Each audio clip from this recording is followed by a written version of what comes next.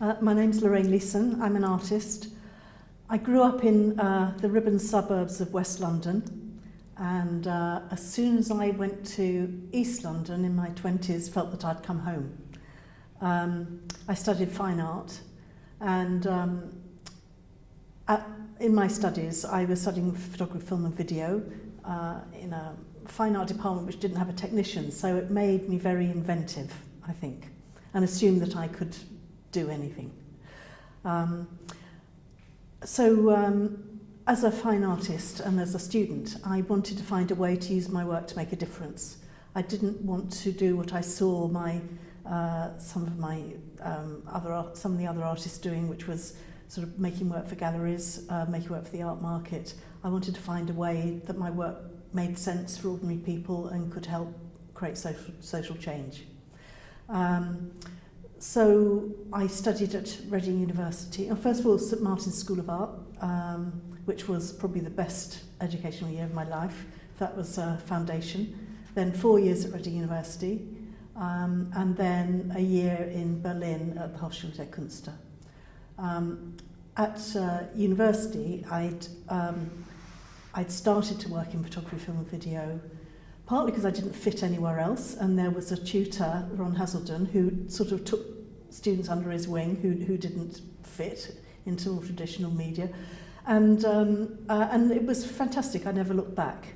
So that's when I started really with experimental film, structural film. In the year in Berlin, I was working, I met my ex-partner Peter Dunn at Reading. We started working together when I left, and he was studying at the Slade and I was at the Hochschule in Berlin, where we did a piece about really about the framing of art within institutions and the need to break out of institutions. So that was something where we started to use video. I hadn't really used video very much as an undergraduate, but it made sense in terms of documentation, and we took, we did simultaneous performances which we documented, and then we took them to one site and then we took it to another site, so we built up a sort of bank of four monitors which played all the different parts of the event. So that was probably the first time I sort of really started to use video. Coming back from Germany, Peter and I were lucky enough to get a film video fellowship from Greater London Arts Association, and the remit was to work in Bethnal Green and work with different groups in the community in film and video. That was all there was. So we did film workshops in Bethnal Green Museum of Childhood. I worked with any children who turned up, including 18-month-year-olds. Some of their parents would just dump the kids and leave them with us. So we did drawing on film. We'd also use the dolls' houses for sets and did plasticine sort of animation. I suppose most significantly for me, it was at a moment when the Bethnal Green Hospital went into occupation. Peter and I had been trying to find a way to work outside of institutions and work in the sort of wider community in a way that people could relate to. And we had done some work initially in image and text in libraries, which we felt people didn't really understand. So when we had the opportunity to work on this health campaign, it seemed like a way that we could find of working on something that had a real social value. And we were asked if we would do one of our workshops in the hospital because they needed a campaign video. Well, we discovered very early on that those two things don't really go together. When people are doing workshops, they need to be able to fail, and they are learning. Whereas a campaign actually needs a very well-produced production, and it needs it done quickly. And so we discovered that wasn't a process that went together very well, and we had to edit out all the camera shake, and that's how we produced the video, the emergency, called Emergency, about the Bethnal Green Hospital. It gave us an opportunity to work with some patients and their experience, and the campaign committee enabled us to work in the hospital. In fact, I remember one particular instance. We worked with a consultant who was very keen for us to film an operation for the removal of a piece of colon from a patient. I'm very, very squeamish, and so we filmed this operation, which I found that I wasn't at all squeamish and didn't mind it. But when we came to look at the footage afterwards, it was it was just back to square one. I could hardly watch it, and so it's very interesting the way that the experience of being in a real situation with real people sort of means that you just deal with it, but watching something on a screen is something else. Well, during the Bethnal Green Hospital campaign, we started to document what was happening on the marches, etc. And we were doing that photographically. And we put that together into to make some posters, and we also made an exhibition that went in the hospital foyer. It's interesting that in the I would say in this country, there is on the left there's a very much a literary tradition. So if there's a campaign, it's always historically been issuing broadsheets and written information. But I think we had proved ourselves really in terms of the way we would work with people and our commitment. So when that campaign finished, there were members of the health workers unions and trades council who wanted to use the money left over to get out some more information. And we sat down with them and talked about what medium that would be, because it could be tape slide, film, video, posters, whatever.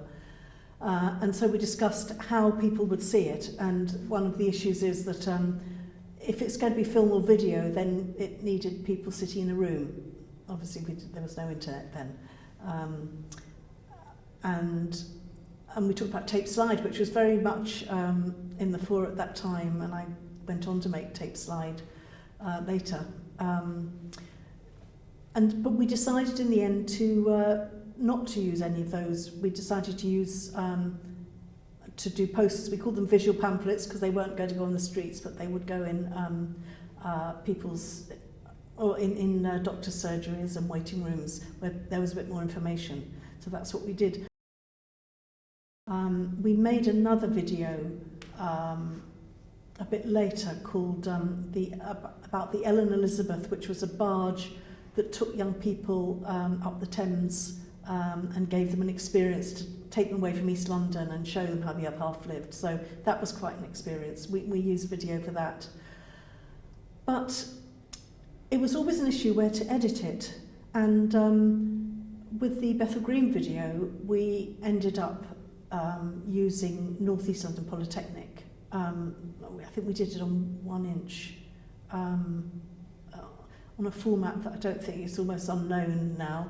And then it got transferred to U-matic afterwards. But it was such a problem because we had to, beg and borrow the editing facilities. So that was one issue.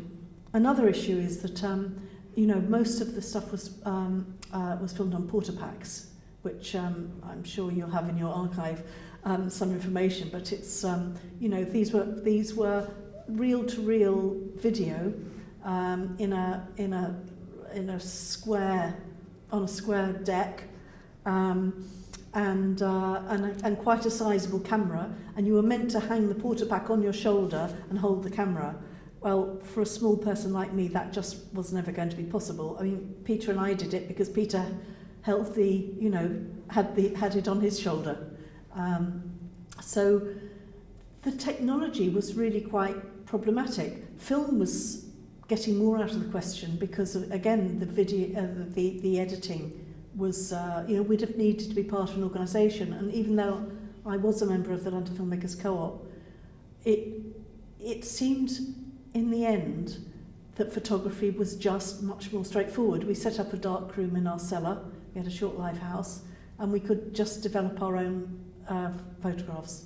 So we moved quite quickly away from video.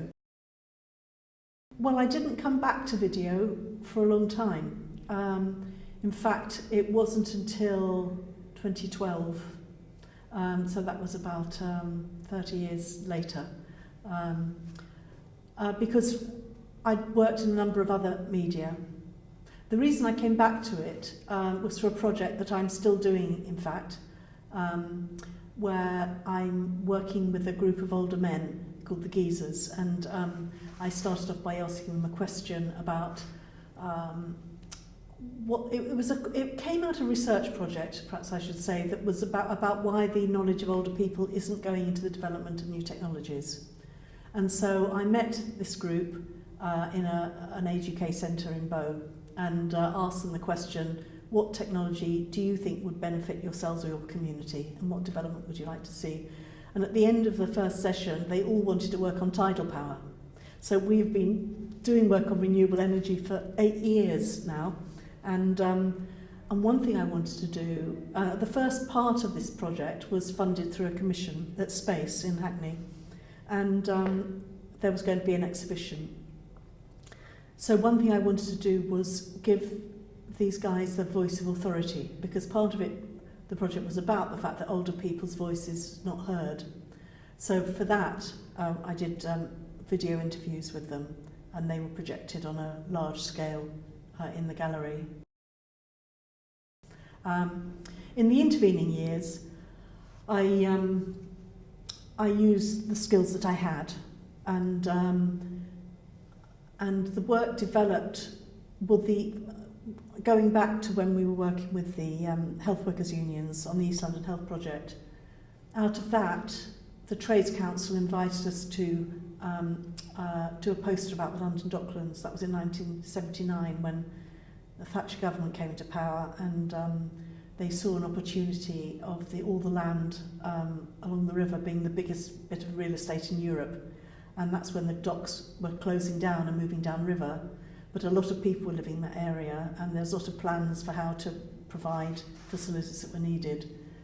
And so we set about to create a poster and discovered that there was a lot more to be said. People are very organised in East London. It's an area where there's been a lot of migration over many years. People have had to struggle to survive, and therefore they're very organised. So we were able to go around to all the different groups and ask what sort of posters they wanted. And to cut a long story short, we ended up doing photomurals, which were large-scale billboard-size images. We built them ourselves, so that they weren't advertising billboards, which actually changed like a slow-motion animation. We learned from the East London Health Project and set up a steering group of people from Docklands who would come together and talk about the issues that needed to be communicated. We built these structures in and around the London Docklands, funded by the Greater London Council, which had a very radical arts policy at the time. And we made up a way of doing large posters. So we did them in black and white photography, in photomontage, about A1, then have them photographed in 18 sections, photographed in these sections in a lab on a large scale camera, or a large format camera, then blown up to 3 foot by 4 foot sections, which together added up to an 18 foot by 12 foot billboard, you could say. Then these were pasted onto wood, hand coloured, because you couldn't do colour printing then, and varnished, and then screwed onto this billboard, so 18 panels, making an 18 foot by 12 foot image. And we had 6 of those in operation at any one time.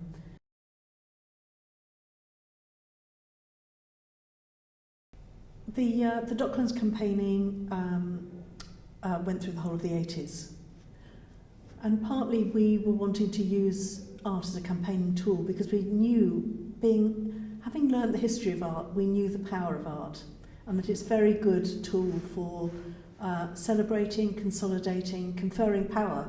I mean, you actually have, you know, think about 18th century portraits of landowners standing against their estate and being painted there. So we thought if art can do that for those people, then we want to use art to confer that power onto other people. So in the 70s and 80s, there were opportunities to do that in an activist way. But politics changed quite a lot.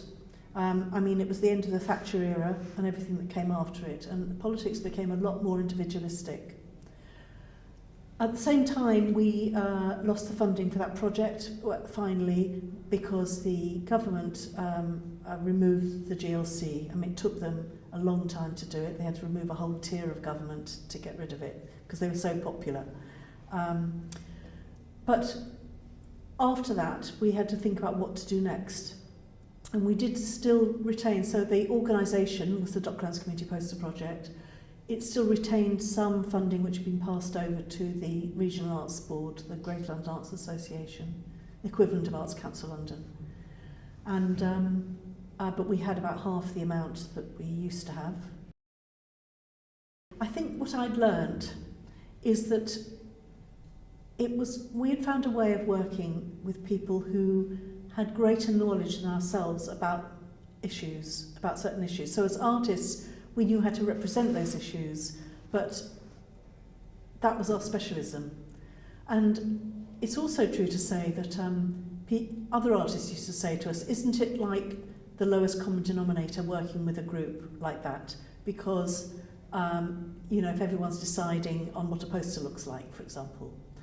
Our experience was completely the opposite, because nobody was telling us what things should look like and we weren't telling them what the issues should be. But we were pooling our skills, and out of that able to produce something much better than any of us could have done by ourselves. So what I knew is that it's always best to work with people for their best expertise, whether that is children who have amazing imaginations or young people who know what it's like to live in a place, or older people who know that they want to heat their homes more cheaply. I think we use the media that are at our disposal. So I think things will change as the technology changes, and people will also change the technology as they need it. I mean, it was Walter Benjamin who basically said that, talked about the artist as producer, and that actually it isn't just the content, it's the means of production that is important. So I think people will use technology and media innovatively, and that will change the way it's done. So I think it's not possible to predict, because obviously everything's changing so rapidly, and with social media, I haven't used social media myself, but you know, that is obviously going to be a new area for people to explore. And I suppose also video has taken on a different role, hasn't it, in the sense that, you know, it's something that a lot of people do.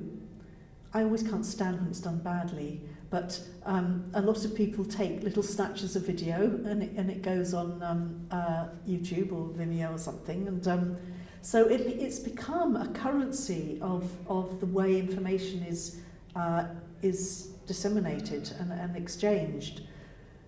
So it's impossible to say how it's going to change, except that it is going to change. I think there's no question. And it's changed from when I was working in the 70s, because it was very straightforward then in a way. Even though I think that perhaps the experimental, although it was film, the experimental film perhaps did go further than a lot of film does now. But I think we move in and out of the technology, and we're going to use it to make new things happen. So I didn't know, for example, when I asked a question about technology to the geezers, that we were going to be doing tidal power. I thought we were going to be doing something with digital technology, but we didn't. So we're working with engineers. So I don't know, and I think it's part of art. The power of art is to work, is the unknown. I think artists work on the edge of the unknown, and that's what makes it important, because if we work within what's known, then we don't change anything. Nothing new happens. So you have to always be open to possibility.